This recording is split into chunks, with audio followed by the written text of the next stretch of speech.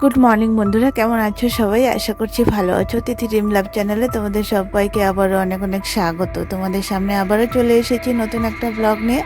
আশা করছি আমার এই ছোট্ট ব্লগটা তোমাদের সকলের ভালো লাগবে। তোমাদের আশীর্বাদ ও ভালোবাসে আমিও ভালো আছি। তো বন্ধুরা, আজকের ব্লগটা একটু অন্যরকম হবে, তো প্লিজ সঙ্গে থেকো আর পুরো ব্লগটা দেখো। তো চলো। তো বন্ধুরা, এই যে এদিকে দেখতে পাচ্ছ আমি বিছানাটা গুছিয়ে নিচ্ছি, ঝটপট বিছানাটা গুছিয়ে স্নান করব। আর আজকে বিছানার চাদরটা একটু চেঞ্জ করব, কারণ উপরে বিছানার চাদরটা না কয়েকদিন কন্টিনিউ বৃষ্টি হয়েছিল, তো চাদরটা খুব নোংরা হয়ে গেছে। তো উপরে চাদরটা চেঞ্জ করে বিছানাটা ঝেড়ে মানে শুধু স্নানটা করব, স্নান করব। আর পুজোটা আজকে দিব না, কারণ অমাবস্যা লেগেছে, তোমরা সকলেই জানো অমাবস্যাতে পুজো দেওয়া যায় না। তো আজকে পুজো দিব না, শুধু স্নান করে এই যে চলে এসেছি আমাদের এ বাড়িতে চলে এসেছি অনেকক্ষণে স্নান করে। তারপরে এসেছি দুপুর 12:30টার দিকে। এসে আমি দুপুরে সমস্ত রান্নাবান্না করেছি, রান্নাবান্না করে খাওয়া দাওয়া করে তো বিকেলে রান্না জোগাড় করে রেখে দিয়েছিলাম।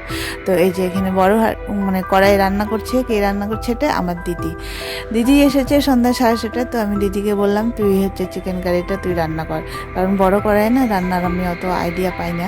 তো এই যে ভাই বউ এখানে দাঁড়িয়ে আছে, আর দিদি এখানে মশলা সব মানে গুঁড়ো মশলা দিয়ে রান্না হচ্ছে, আর আমি এদিকে ক্যামেরা ধরে ক্যামেরা করছি। আর তোমাদের সঙ্গে 2-3 দিন আমি ভিডিও শেয়ার করতে পারিনি, কারণ আমার মোবাইলে রিচার্জ ছিল না। তো এই ভিডিওটা আমি সব মানে শ্যুট করে রেখে দিয়েছিলাম তোমাদের সঙ্গে শেয়ার করব বলে, তো আজকে শেয়ার করলাম। তো এই যে এদিকে কেক নিয়ে চলে এসেছে ছোট ভাই, আমার ছেলে আর দিদির ছেলে। তো ওরা কেক নিয়ে এখন ঘরে মানে চলে গেল, ঘরে মানে সাজাবে, বার্থডের সব মানে জায়গা বেলুন টেলুন দিয়ে সাজাবে। আর এদিকে আমি আর দিদি রান্না করছি, মানে দিদি করছে, আমি শুধু মানে ওকে হেল্প করছি, একটু একটু করে নেড়ে ঘেটে দিচ্ছি। আর এদিকে ভাইয়ের বউ দাঁড়িয়ে আছে, ও মানে যেটা যেটা লাগবে মানে দিদি বলছে, ও আগে আগে দিচ্ছে। তো চলো। তো যেদিকে ভাই দেখো, ছোট ভাই সব সাজাচ্ছে, মানে বার্থডে কোথায় কেক কাটা হবে সেই জায়গাটা বেলুন টেলুন দিয়ে সাজাচ্ছে। আর এই যে বড় ভাই মানে বার্থডে গার্লের বাবা আর আমার ছেলে আর হচ্ছে আমার দিদির ছেলে, ওরা বেলুন ফুলিয়ে দিচ্ছে। আর এই যে দেখো বার্থডে গার্ল মানে ঘুরে ঘুরে বেড়াচ্ছে, দুষ্টুমি করছে। আর যেই দেখে ক্যামেরাটা আমি ধরেছি অমনি মানে কোমরটা এমনভাবে দুলায়, মনে হয় যেন ও নাচবে। তো এই যে এদিকে সাজানো হচ্ছে, এদিকে চিকেন কারি রান্না হচ্ছে। তো আজকে কি কি রান্না হয়েছে তোমাদের সঙ্গে একটু শেয়ার করছি আমি। এই যে মাছের ঝোল, ডাল, আর হচ্ছে পায়েস, আর এই যে রেডি চিকেন কারি। তো চলো।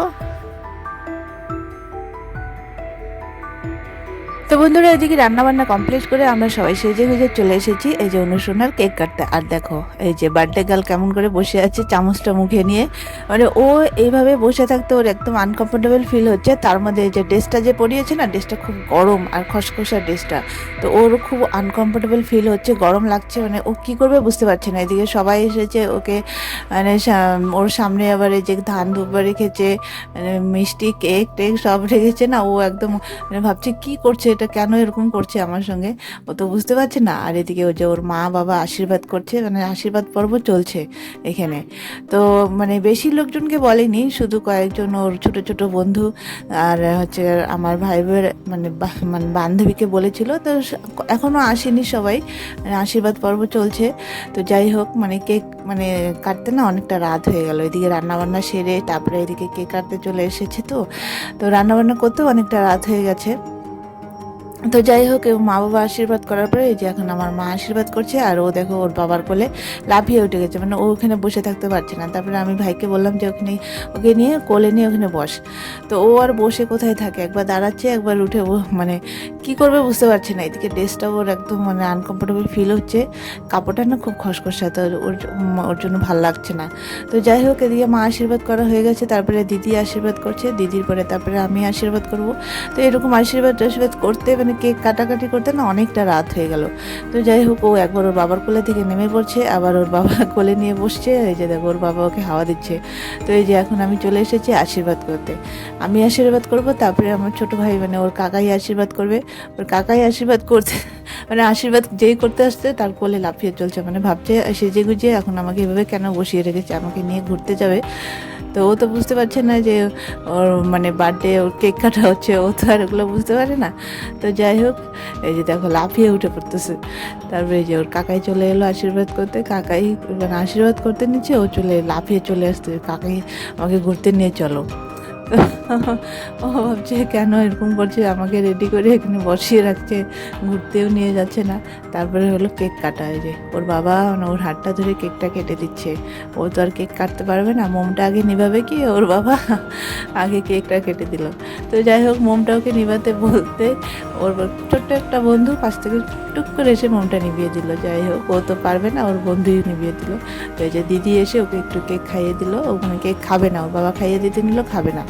তো এখন দিদি মানে সবাইকে দিচ্ছে কেক। তারপরে যে ছোট ভাই সেলফি তুললো কয়েকটা, ওর মাকে বললো তুমি এসে পাশে বসো, সেলফি তুলি। তো সেলফি তোলা হয়ে গেলো, এই যে ওকে বসিয়েছে খাবার নিয়ে। তো চলো আজকের মতো ব্লগটা এই পর্যন্ত, সবাই ভালো থেকো, সুস্থ থেকো, টাটা।